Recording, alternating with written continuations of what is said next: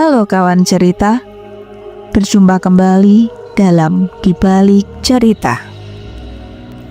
Kali ini, Di Balik Cerita akan menyajikan sebuah kisah yang berjudul Pocong Parimin. Di desa Sukamulya, sebuah sumur tua di bawah pohon waru dikenal sebagai sumur mati.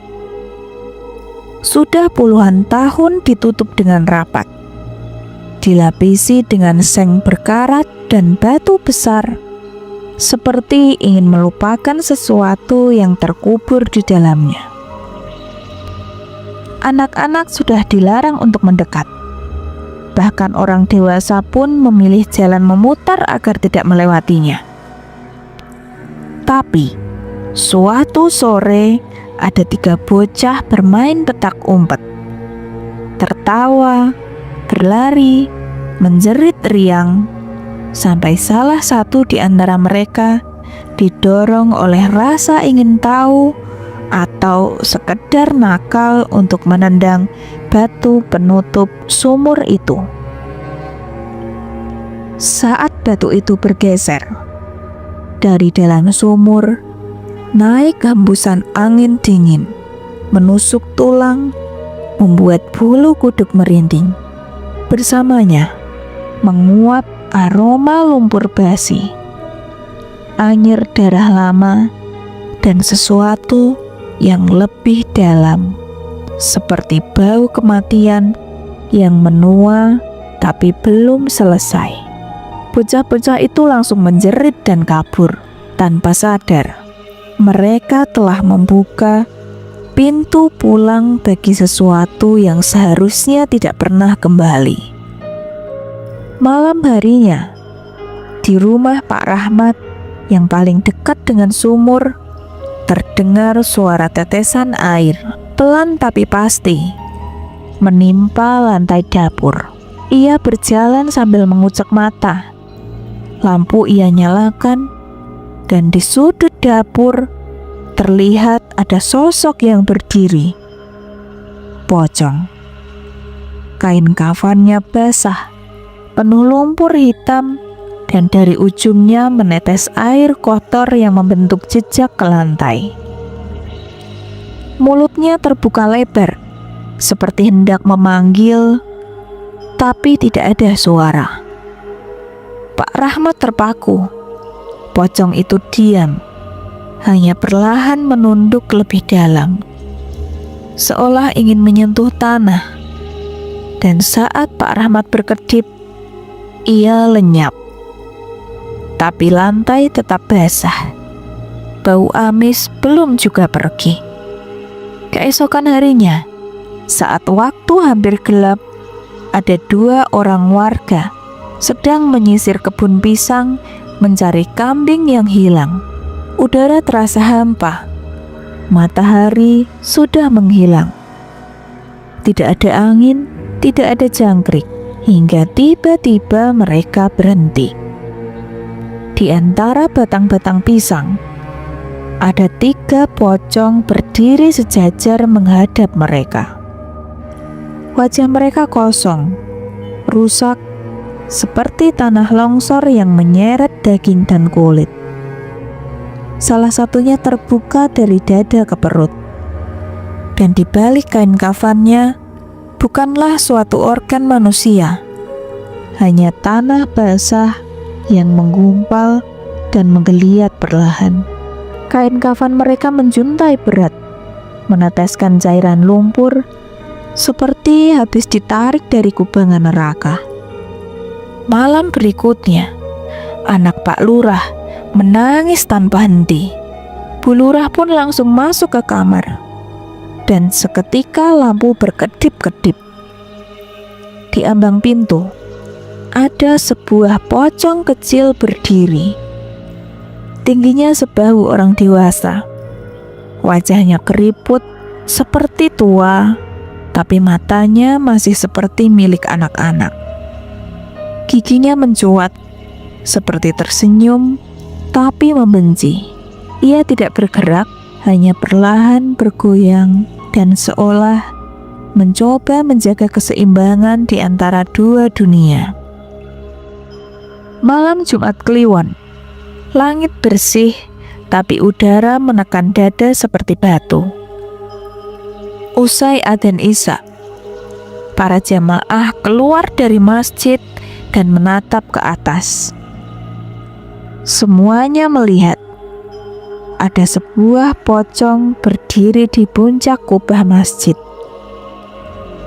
Kainnya berkibar pelan dalam udara yang tak berangin.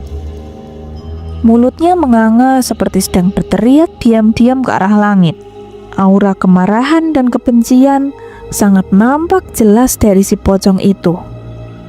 Seperti ingin memprotes sesuatu, tapi entah apa itu. Setelah beberapa kali ada penemuan pocong yang menghebohkan di desa itu, Pak RW kemudian mengadakan pertemuan darurat. Semua warga datang dengan ketakutan. Tapi sebelum ada yang bicara, terdengar suara berat dari ruang tamu. Seperti tubuh yang basah diseret di atas ubin. Semuanya menengok, dan di sana ada pocong yang berdiri di kursi tua. Membelakangi mereka, hanya berdiri, tidak menoleh, tapi tubuhnya berat dan dingin, meneteskan cairan ke lantai yang berubah hitam. Matanya tidak melihat siapa-siapa, tapi semua warga terdiam dalam ngeri saat tubuh itu larut menjadi lumpur yang merembes masuk ke lantai. Setelah kejadian itu, warga memutuskan untuk mencari orang pintar yang mampu mengungkap siapa pocong itu. Dan dari sanalah diceritakan sebuah kisah yang mengerikan. Waktu dulu, hujan deras malam itu menenggelamkan suara. Di tengah desa, warga berkumpul di depan sebuah rumah tua yang nyaris ambruk, yaitu rumah milik Parimin, pemuda pendiam yang hidup sendiri sejak ayahnya, seorang dukun kelam, meninggal tanpa pemakaman yang layak. Desas-desus berubah menjadi keyakinan, dan keyakinan berubah menjadi murka. Malam itu, warga memberontak. Warga tidak terima bahwa ayah Parimin ternyata adalah dukun penganut ilmu hitam yang dianggap membawa sial di desa itu. Parimin yang tidak tahu apa-apa dituduh sebagai penerus sang dukun, dan warga sepakat akan menghancurkan Parimin dan memusnahkannya dari desa tersebut. Malam itu, tanpa pengadilan, warga menyeret Parimin keluar dari rumah. Hujan mengguyur tubuhnya yang lemah. Obor menyala goyah di tangan yang gemetar oleh kebencian. Parimin dipukuli, ditendangi, dimaki, dengan semua amarah dan kebencian warga yang tidak terelakkan. Namun kemarahan tidak terbendung oleh warga. Parimin tidak diampuni tanpa diberi kesempatan bicara. Hal itu memuncak hingga Parimin benar-benar babak belur dianiaya oleh warga. Tubuhnya lebam-lebam, penuh dengan cakaran, dengan darah yang menyelimuti dirinya. Hingga warga tidak bisa dielakkan lagi, Parimin hampir meregang nyawa. Lalu warga membalutkan sebuah kain putih ke dalam tubuh Parimin dan dilemparkannya ke dalam sumur tua. Parimin masih hidup, tapi warga sudah muak dan melemparkannya begitu saja, tanpa aba-aba, tanpa pengampunan, tanpa penjelasan, dan tanpa doa. Dari sumur itu menelan Parimin dengan hidup-hidup. Langit menjadi abu-abu selama berminggu-minggu. Hingga puluhan tahun berlalu, nama Parimin pun dilupakan. Tapi sumur itu tetap lembab dan dingin. Kadang terdengar suara napas panjang, berat, tertahan. Dan kini, ketika penampakan muncul satu persatu, ketakutan kembali memenuhi desa. Pintu-pintu dikunci, lampu tetap menyala sepanjang malam, tapi teror tetap datang melalui celah yang tak bisa dijaga oleh manusia. Akhirnya, Pak RW memutuskan untuk beberapa pemuda turun ke dalam sumur itu. Di dasar sumur yang gelap dan menyesakan, bau amis menampar seperti mimpi buruk yang mewujud. 2 orang yang berhasil turun ke dalam sumur itu, ia menemukan ada sebuah tengkorak dengan tulang belulang yang berserakan.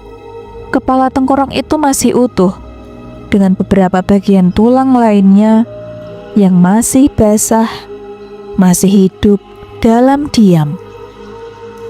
Keesokan harinya, warga menggelar pemakaman sederhana. Tengkorak dan beberapa tulang itu dikafani, didoakan, dan diberi nama Parimin. Di antara tanah merah dan nisan baru, kabut perlahan sirna. Malam itu, sumur benar-benar mati. Tidak bernafas, tidak bergerak, tidak memanggil, hanya diam. Seolah berkata, sudah cukup. Tapi jika suatu hari kau berdiri di depan makam itu, kau akan merasa ada yang berdiri di belakangmu, menatapmu, bukan untuk menakuti, tapi untuk memastikan bahwa kali ini ia tidak dilupakan lagi. Teror tidak benar-benar pergi, tapi kadang ia hanya ingin dikenang dengan benar, dengan penjelasan bahwa ia tidak bersalah.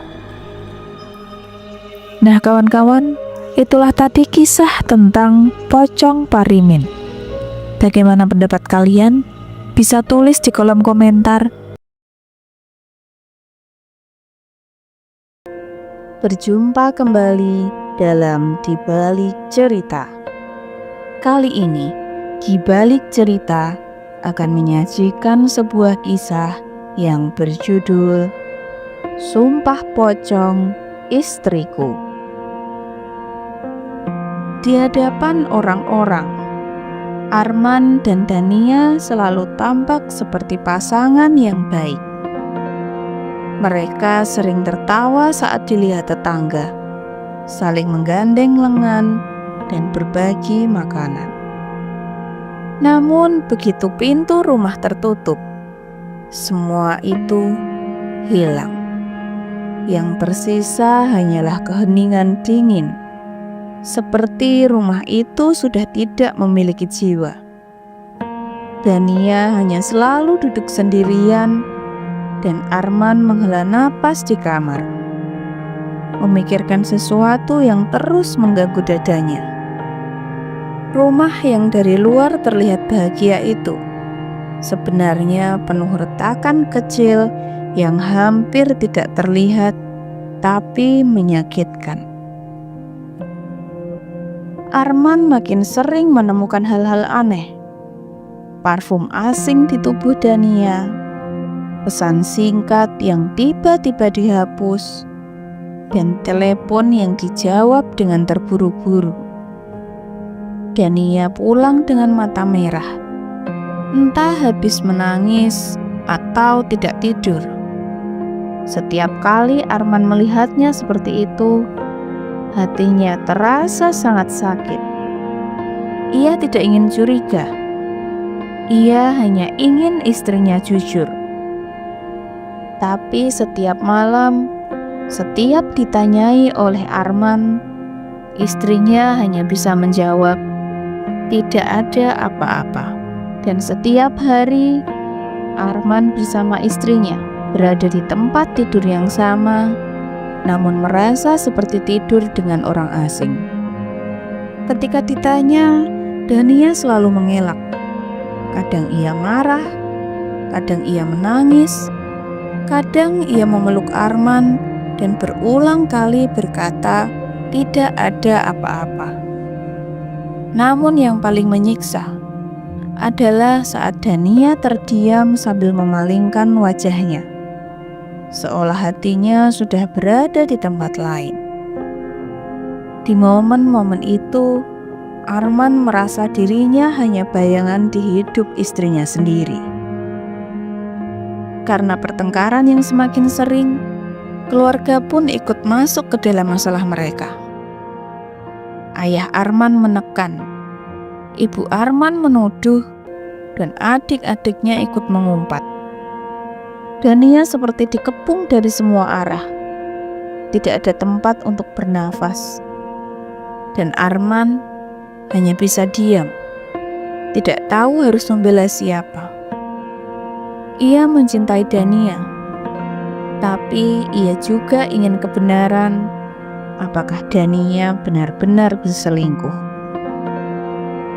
Karena rumor makin buruk, ayah Arman kemudian mengusulkan sumpah pocong. Sumpah paling berat, sumpah yang bisa mengikat ruh seseorang. Semuanya tentu terdiam. Bahkan Arman merasa usulan itu terlalu kejam. Namun diam-diam ada bagian dari hatinya yang ingin tahu kebenarannya, meski harus menyakiti Dania. Semua orang tentunya kaget ketika Dania justru berkata, "Baik ayah, aku siap."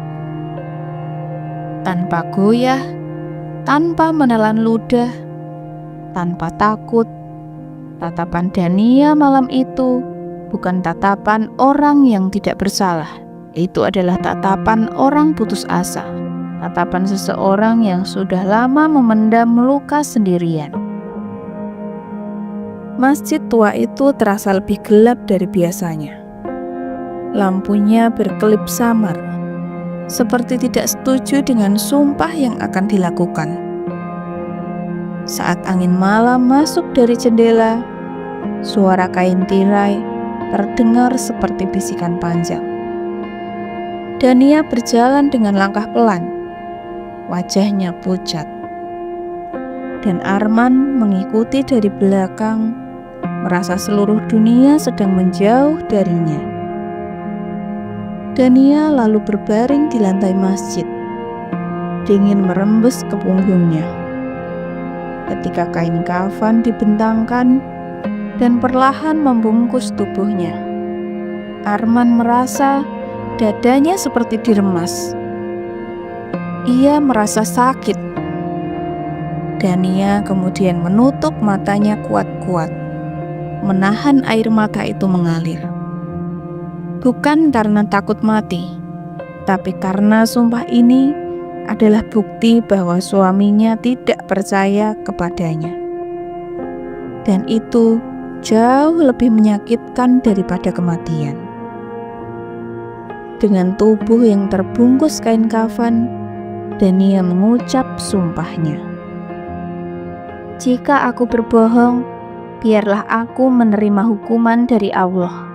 Suaranya pecah, tidak stabil. Bahkan Arman merasa sumpah itu seperti memutus benang terakhir yang menghubungkan mereka.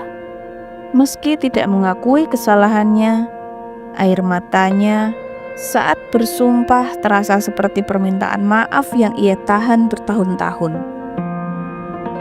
Setelah sumpah pocong itu, Dania mulai merasakan keanehan.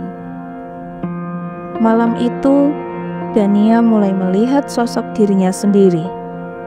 Versi dirinya yang pucat, lebih kurus, dengan kain kafan melilit tubuh seperti pocong. Sosok itu berdiri di sudut kamar, memandangi Dania dengan mata yang kosong. Dania menjerit memanggil Arman, tetapi saat Arman masuk, sosok itu lenyap. Yang tersisa hanyalah bau tanah basah yang membuat bulu kuduk berdiri. Setiap hari, kulit Dania kini semakin membiru dan lebam-lebam. Jarinya dingin seperti es. Wajahnya tampak seperti orang yang sudah 3 hari meninggal. Namun dokter bilang tidak ada penyakit. Arman ingin merawatnya, tapi Dania mulai menjauh. Seolah takut tubuhnya menyentuh orang yang ia cintai. Dan tiap tengah malam, ada suara yang terdengar di atap rumah. Kadang suara itu pelan, kadang cepat seperti sesuatu berlarian. Dania tidak berani keluar kamar. Ia memeluk lutut, menangis tanpa suara. Ia merasa sumpah itu mulai menggigit nyawanya sedikit demi sedikit. Saat mandi, air yang keluar dari shower tiba-tiba berubah dingin seperti air jenazah. Baunya seperti tanah kuburan. Dan ketika Dania menoleh ke cermin, bayangannya memakai kain kafan menatapnya tanpa berkedip. Dania berlari keluar kamar mandi sambil gemetar. Tapi bayangan itu tetap ada dalam pikirannya. Terkunci, tidak bisa hilang. Burung-burung berjatuhan di teras rumah. Seekor kucing yang biasanya dekat dengan Dania tiba-tiba ketakutan. Hewan-hewan menolak keberadaan Dania. Seperti ia bukan lagi manusia. Seperti ada sesuatu yang lekat pada dirinya. Sesuatu yang sudah tidak termasuk ke dunia orang hidup. Kini Dania tidak kuat lagi. Ia semakin kurus, semakin pucat, dan semakin jarang berbicara. Kadang ia duduk berjam-jam tanpa berkedip.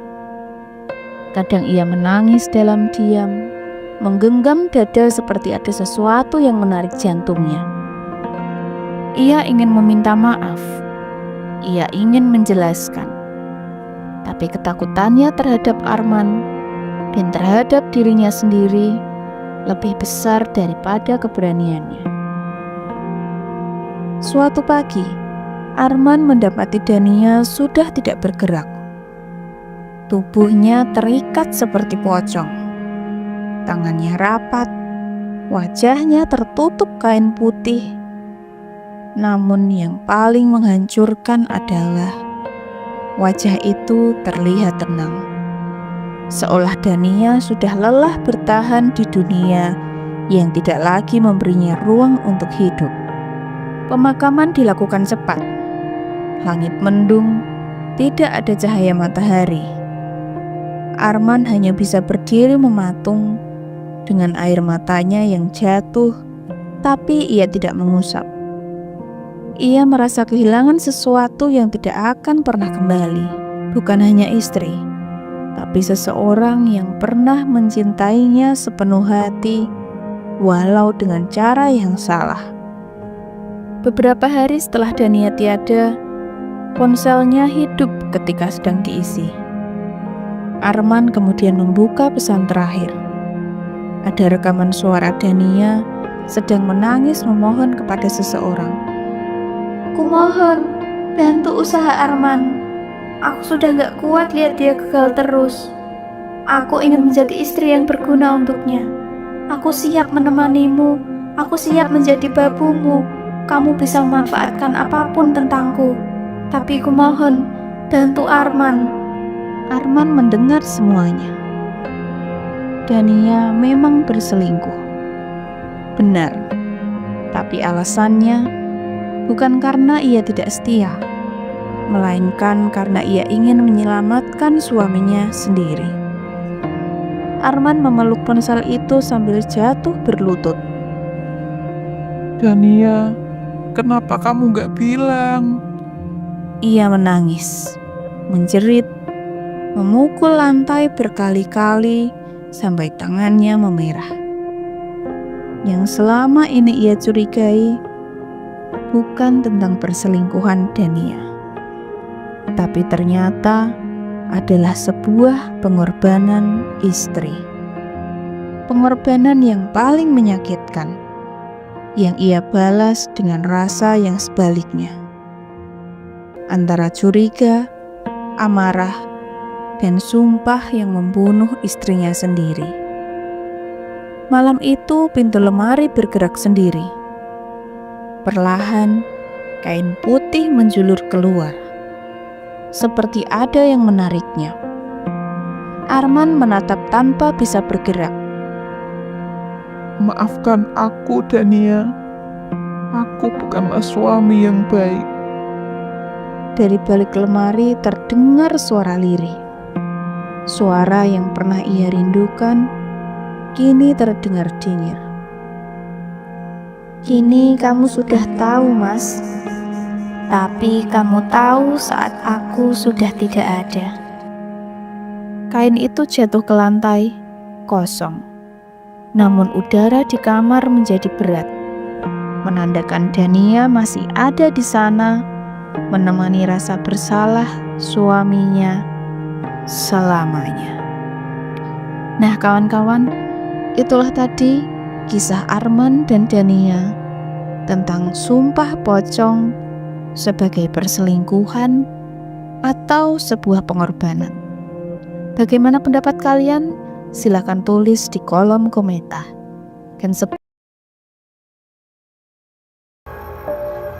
Halo kawan-kawan, berjumpa kembali dalam Di Balik Cerita. Kali ini, Di Balik Cerita akan menyajikan sebuah kisah yang berjudul Teror 7 Hari Kematian. Di sebuah desa kecil di lereng gunung, hiduplah seorang lelaki bernama Pak Dharma. Di masa mudanya, ia dikenal keras kepala dan hingga tua, ia masih menyimpan ilmu kebal yang membuatnya sangat awet. Ia tidak pernah tersentuh penyakit, tidak mempan benda tajam, dan tentu saja dihormati serta ditakuti oleh warga. Konon, tubuhnya pernah ditembak peluru rakitan, tapi tidak tembus. Konon, lehernya pernah digorok saat tawuran muda, tapi tidak meninggalkan bekas. Tapi kekuatan yang terlalu lama dipelihara berubah menjadi kesombongan. Ia bertengkar dengan banyak orang dan memiliki banyak musuh. Bahkan keluarganya sendiri pun menjauh, termasuk anak tunggalnya, Rangga. Ia memilih merantau dan tidak pernah pulang ke rumah. Lalu suatu pagi, tanpa tanda apapun, Pak Dharma memegang dadanya, kesakitan, lalu meninggal mendadak. Serangan jantung, cepat, senyap, tidak memberi waktu bagi siapapun untuk pamit.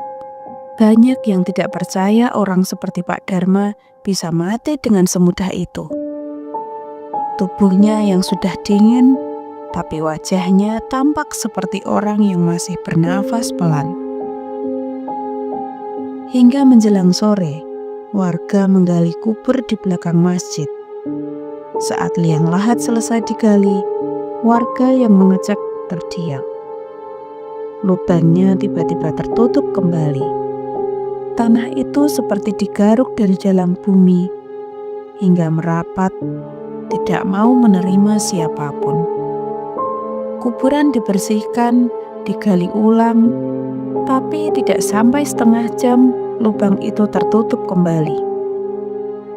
Akhirnya, peti Pak Dharma dibawa kembali ke rumah. Hari pertama pemakaman Pak Dharma gagal. Keesokan harinya, peti Pak Dharma kembali diangkat. 4 orang, 6 orang, semuanya normal. Sampai peti hendak diturunkan di dekat pemakaman. Tepat saat hampir mendekati makam, peti jenazah Pak Dharma merapuh, patah, dan hancur seketika. Tidak ada angin, tidak ada hewan, Tidak ada alasan, hanya penolakan. Jenazah pun dibawa pulang kembali ke rumah. Hari kedua pemakaman Pak Dharma gagal. Hari berikutnya, warga semakin kompak. Pemakaman pun akhirnya dipindah. Tapi sebelum peti keluar dari rumah, tiba-tiba satu ruangan menjadi sangat kotor. Lantai di dekat jenazah menghitam. Bukan cairan, melainkan jutaan serangga, ulat, semut, kumbang, hewan busuk muncul entah dari mana mengerumuni bagian peti dan di sekitarnya. Hari ketiga pemakaman Pak Dharma gagal. Pagi hari berikutnya, rumah duka dipenuhi bau busuk menyakitkan. Seperti daging busuk yang disiram darah hangat, bercampur wangi melati yang tajam menusuk. Padahal tubuh Pak Dharma tidak membusuk. Tidak ada luka, tidak ada perubahan, tapi bau itu seperti datang dari udara. Beberapa warga pun muntah, beberapa pingsan, dan beberapa menyerah lalu pulang. Hari keempat pemakaman Pak Dharma gagal. Malam berikutnya, penjaga jenazah melihat sesuatu di sudut ruangan. Bayangan wanita berambut panjang terduduk di atas sisi jenazah. Semuanya melihat saat lampu dinyalakan, hilang. Dimatikan, muncul lagi. Ada yang melihatnya duduk di atas peti, kepala miring menatap ke bawah. Desa mulai yakin bahwa jenazah ini ditahan sesuatu. Hari kelima pemakaman Pak Dharma gagal. Hari berikutnya, 6 orang mengangkat peti tidak bergerak. 8 orang tetap tidak bergerak. 10 orang hampir tidak terangkat. Seolah tubuh Pak Dharma berubah menjadi batu besar. Ketakutan memuncak hingga seseorang berbisik, "Panggil saja anaknya Rangga." Hari ke-6 pemakaman Pak Dharma gagal. Setelah bertahun-tahun, Rangga akhirnya pulang. Ia berdiri lama di depan jenazah ayahnya. Tidak menangis, hanya sesal yang menempel di wajahnya. Rangga tahu ilmu kebal ayahnya tidak akan menolak kematian tanpa alasan. Ada sesuatu yang jauh lebih gelap. Ia pun mencari jawaban dan menemukan sebuah kabar buruk. Mantan istri muda Pak Dharma yang diceraikan tanpa diberi apapun pernah datang ke orang pintar dengan membawa potongan pakaian ayahnya. Ia menyimpan dendam, dan dendam itu berubah menjadi ritual yang mengunci arwah, membuatnya tidak bisa kembali ke tanah. Semua teror selama ini berasal dari sana. Hingga menjelang malam ke-7, saat Rangga bersiap melakukan ritual, semua orang mendengar suara dari dalam kafan. Napasnya pendek, rintihan lemah, dan beberapa warga lari menjauh. Hanya Rangga yang berani menyentuh jenazah itu. Rangga kemudian kembali menutup peti. Lalu ia mengambil sekar kantil putih dari makam ibunya. Ia menaburkan bunga-bunga itu di sekeliling peti ayahnya, sambil memejamkan mata dan mengikhlaskan semua luka masa lalu. Tidak ada dialog, hanya bisikan doa dan air mata yang jatuh bersama harum kantil yang menyebar. Bayangan wanita perlahan memudar, bau busuk hilang, dan peti menjadi ringan. Ilmu kebal yang melekat bertahun-tahun lepas. Arwah yang terjebak tenang. Dan untuk pertama kalinya dalam 7 hari, liang lahat tetap terbuka. Tanah tidak menutup, dan peti terasa ringan. Prosesi pemakaman berlangsung tanpa gangguan. meskipun hanya beberapa warga yang sanggup untuk mengikutinya. Tanah terakhir ditimbun dan hening. Rangga duduk di depan makam ayahnya, diam dalam keheningan yang akhirnya terasa damai. Tidak ada lagi teror, tidak ada lagi bayangan hitam, hanya suara angin yang melewati rumput makam seolah mengusap bahunya. Untuk pertama kalinya dalam hidup Rangga, ia merasa bisa memaafkan dan benar-benar melepaskan ayahnya pergi. Nah kawan-kawan, itulah tadi kisah tentang Pak Dharma. Bagaimana menurut kalian? Silahkan tulis di kolom komentar.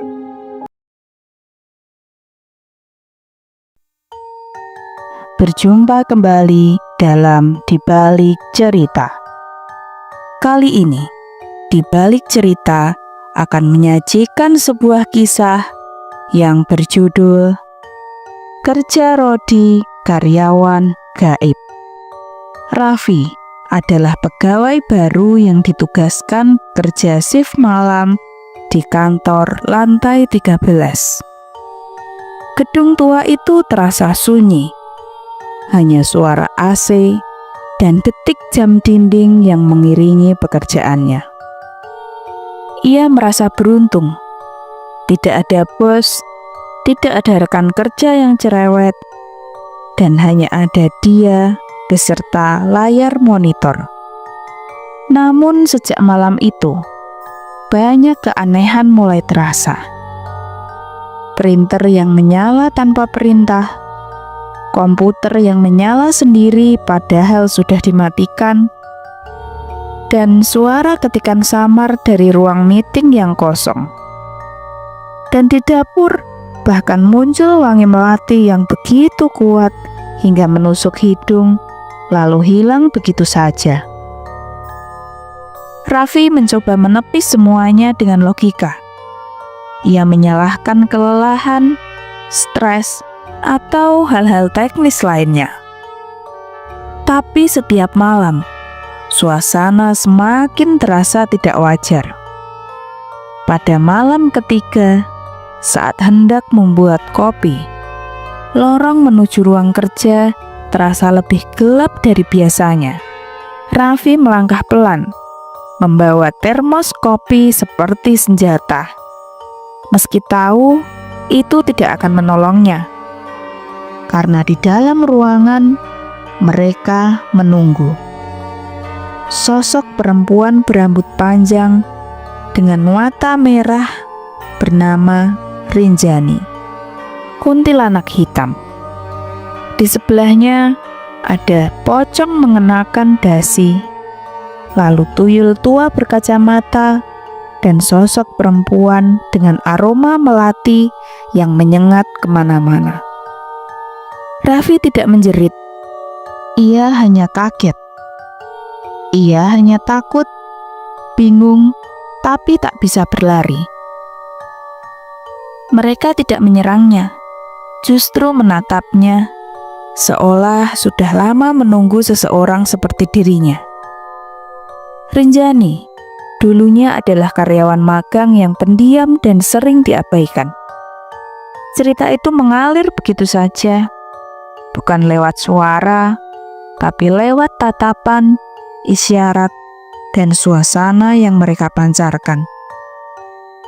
Ia hilang pada suatu malam setelah berjam-jam menangis di toilet. Lalu sejak itu, lantai 13 menjadi ruang yang sepi, tapi tetap dipakai shift malam karena murah katanya. Udara malam pun berubah berat. Tanpa banyak kata, malam-malam selanjutnya menjadi rutinitas baru. Rinjani mulai muncul di belakang Raffi, mengecek dokumen Excel yang dikerjakan. Pocong Tito kadang mengetik walau sering tipu karena terbungkus kain kafan. Tuyul bernama Koko membantu menyalakan komputer dengan mengedit pekerjaan Raffi. Dan hantu perempuan yang belakangan dijuluki Mbak Sulam selalu paling hobi membuat kopi untuk Raffi sambil berdendang. Semuanya bekerja seperti satu tim yang aneh tapi saling memahami. Mereka tidak butuh kata-kata, hanya kehadiran dan kerja sama. Raffi tidak pernah bercerita pada siapapun, tapi setiap pagi kantor selalu dalam kondisi rapi. Printer bersih, komputer siap, bahkan kopi tersaji dengan hangat. Bos pun menganggap Raffi sebagai teladan. Tidak tahu bahwa ada tim gaib di balik semua itu. Dan Raffi, ia tidak lagi merasa sendiri. Hingga suatu malam, Raffi membawa kardus berisi barang pribadinya. Ia akan dipindah tugaskan ke Surabaya. Tanpa ada pengumuman, tanpa ada pesta perpisahan. Hanya lampu yang berkedip pelan dan lorong yang kembali sunyi. Dari kegelapan, para penghuni malam muncul. Rinjani yang paling depan. Matanya tak semerah biasanya. Di belakangnya, Tito, Koko, dan Mbak Sulam berjalan perlahan. Raffi menatap mereka, menunduk. Tidak ada kata-kata, tapi suasana cukup untuk membuat matanya basah. Satu persatu mereka mendekat. Mereka saling berpelukan. Mereka tahu ini adalah malam terakhir mereka. Meski berat, mereka harus saling melepaskan. Sebagai teman, rekan, dan kawan. Raffi membuka pintu kantor. Sebelum melangkah keluar, ia menoleh. Sekilas ia tersenyum. Lalu, sunyi kembali menyelimuti lantai 13. Tapi dari kejauhan, komputer menyala dan file Excel terbuka sendiri. Kadang pertemanan datang dari tempat yang memang tidak terduga. Tapi perpisahan tidak selalu akhir selama kita saling ingat dan kita tetap bersama. Nah kawan-kawan, itulah tadi kisah tentang Raffi bersama teman-teman goibnya. Bagaimana pendapat kalian? Bisa tulis di kolom komentar.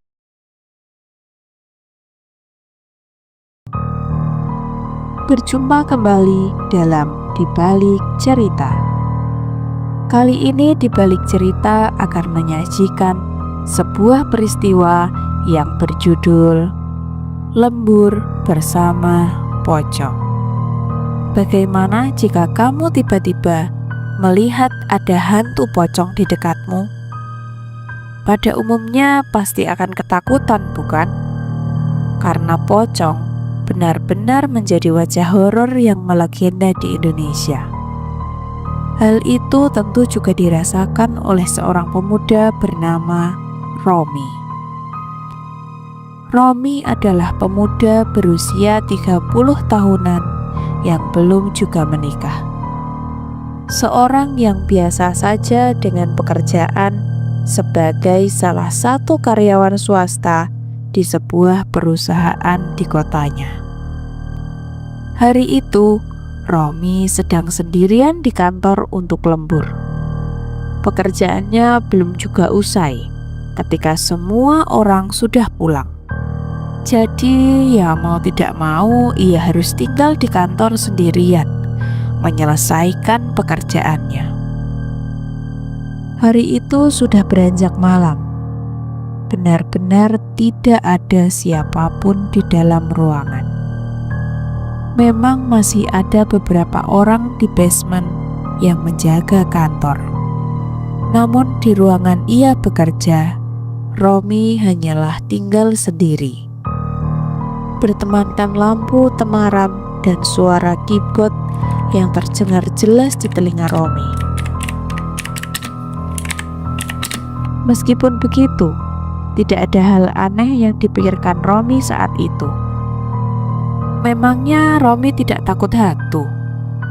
Tentu jawabnya waktu itu, ia akan lebih takut dimarahi atasannya besok jika pekerjaannya belum juga selesai. Tapi di balik itu, tiba-tiba saja bulu kuduknya tiba-tiba berdiri. Komputer yang berada di seberangnya menyala sendiri.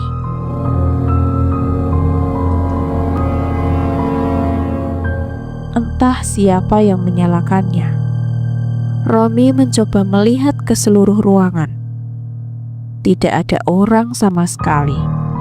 Hanya ada Romi sendiri. Dia bertanya dalam hati, siapakah yang menyalakan komputer itu? Bukankah dia sendirian di sini? Apa jangan-jangan ada maling? Tapi nggak mungkin. Kan di bawah juga ada satpam yang jaga. Romi pun kemudian menepis rasa takut dan penasarannya itu. Ia kembali fokus dengan komputer yang ada di depannya. Sebenarnya, Romi memang sedikit takut.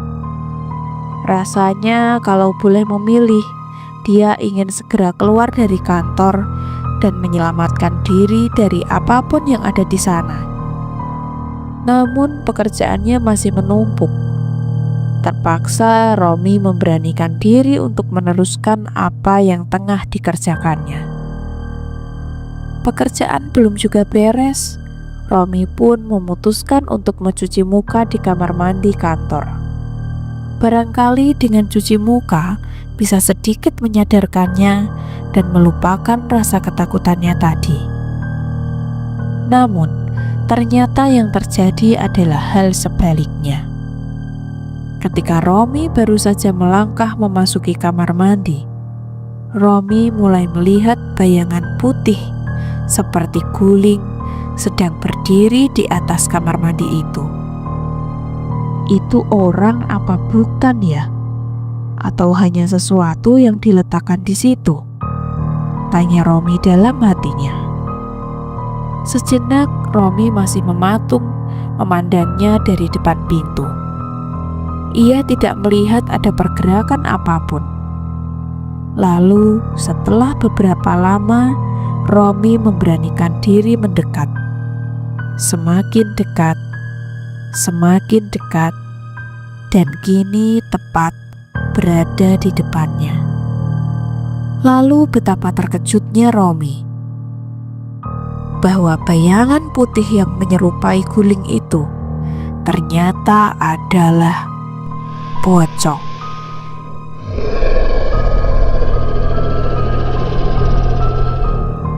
Wajahnya hitam, tidak begitu jelas namun sangat menyeramkan. Tentu saja Romi sangat ketakutan, tetapi ia mencoba menahan teriakannya. Ia mundur lalu mengusak matanya, dan tiba-tiba saja bayangan itu hilang. Loh, kok tiba-tiba hilang? Beneran gak sih tadi aku lihatnya? Romi mencoba menelaah apa yang terjadi barusan. Namun Romi masih saja bingung karena memang di sekitarnya tidak ada apa-apa. Romi pun berpikir, mungkin saja itu hanya halusinasi karena ia sudah lelah. Romi pun kemudian mencuci mukanya dan keluar dari kamar mandi. Romi lalu kembali meneruskan pekerjaan yang hampir selesai. Tepat jam 12 malam, Romi sudah sangat mengantuk dan tidak bisa menahannya lagi. Romi pun memutuskan untuk tidur sebentar di mejanya.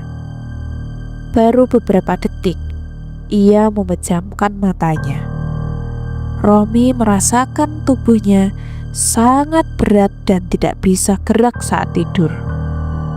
Dan tiba-tiba saat Romi membuka matanya, tepat di depan wajahnya, Romi melihat ada sosok yang tadi ia lihat di kamar mandi, yaitu pocong. Ketika matanya dibuka, mau teriak, mulutnya seakan terkunci. Mau kabur, Badannya serasa kaku tak bisa bergerak. Dia pun berdoa dalam hati, meminta pertolongan Allah. Ya Allah, tolonglah hamba, lepaskan hamba dari makhluk pocong ini. Dan setelah berdoa, berbagai doa yang ia bisa, Romi jadi memiliki kekuatan untuk terbebas dari hantu pocong itu. Dan makhluk astral itu langsung menghilang, kabur entah kemana.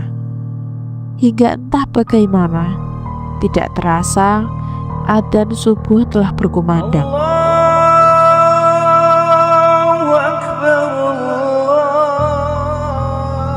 Romi lalu memutuskan untuk mengambil tasnya dan berlari keluar dari ruangan itu. Nah kawan-kawan, itulah tadi kisah dari Romi yang lembur ditemani oleh si pocong. Bagaimana pendapat kalian? Jika kalian memiliki kisah serupa yang lebih menarik, bisa kirimkan ke email di balik cerita. Atau jika kalian punya pendapat khusus, bisa tulis di kolom komentar.